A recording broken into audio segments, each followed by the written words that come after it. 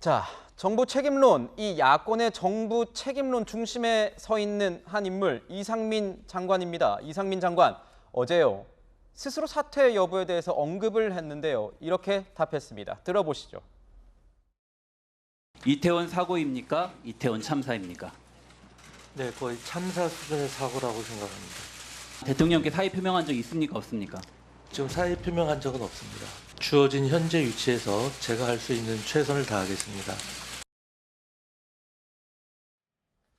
자, 사퇴 요구에 대해서는 선을 그었습니다. 일단 주어진 책임을 다하겠다 이런 입장, 대통령 입장도 이런 입장 기조를 가지고 있었죠.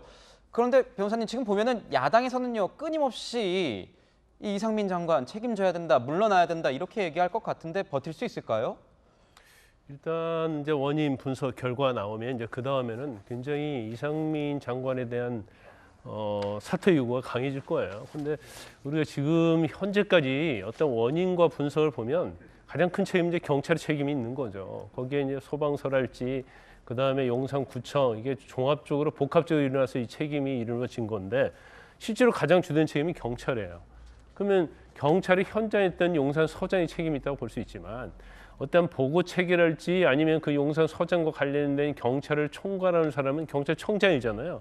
그러면 이처럼 엄청난 참사에 대해서 책임을 저도 경찰의 총수까지는 책임을 져야 한다고 봐요. 그런데 이 경찰을 관할하는 게 행안부잖아요. 그러면 행안부 장관이 물론 여기서 지휘를 하고 현장과 직접 관련이 없다 하더라도 이러한 사태에 대해서는 책임을 지는 게 저는 맞다고 봐요. 네. 말로만 무한 책임이 할 게 아니고 사실은 실무적인 사람뿐만 아니라 그 실무적인 사람들을 지휘하는 사람 자체도 사실 책임을 져야 하는 거죠. 이게 한두 명 사망한 그런 참사가 아니고 156명이 사망한 참사잖아요. 그런데 행안부 장관이 거기에 대한 책임이 있음에도 불구하고 처음에 기자들 앞에 국민에 대한 얘기를 할 때 굉장히 부적절한 언어로 얘기했잖아요.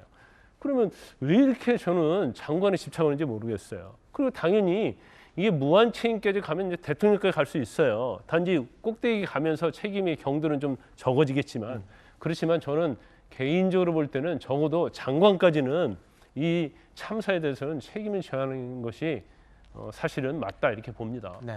참사의 어떤 책임론을 두고 여야 이 힘겨루기가 계속 이어지고 있습니다. 앞으로 이 사안 어떻게 흘러갈지 국회, 정치권 계속 들여다보겠습니다.